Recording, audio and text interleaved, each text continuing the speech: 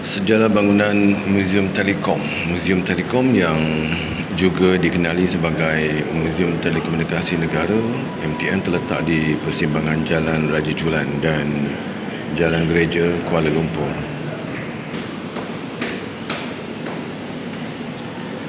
Terletak di persimpangan Jalan Raja Chulan dan Jalan Gereja, Kuala Lumpur.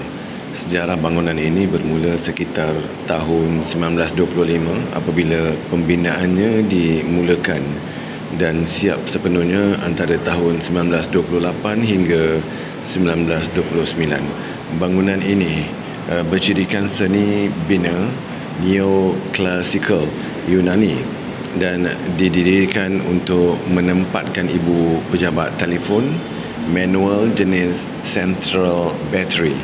Bangunan ini turut dilengkapi dengan laluan kabel bawah tanah dan susur atur lantainya direka khas untuk menempatkan peralatan telekomunikasi pada waktu itu.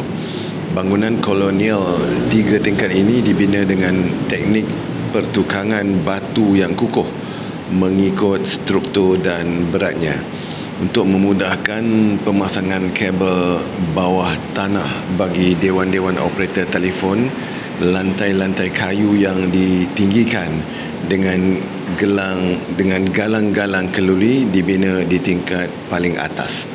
Pada tahun 1984, bangunan ini dicadangkan untuk dirobohkan bagi membina kompleks telekom baru setinggi 26 tingkat. Namun, cadangan tersebut telah dibatalkan pada tahun 1985 melalui campur tangan Perdana Menteri Datuk Seri Dr. Mahathir Mohamad yang prihatin terhadap pemeliharaan warisan negara.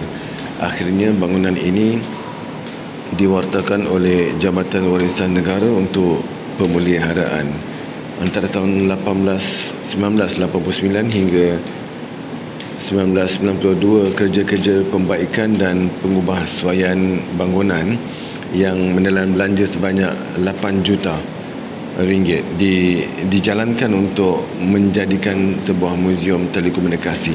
Sementara itu, pembangunan galeri muzium menelan kos sebanyak 3 juta ringgit.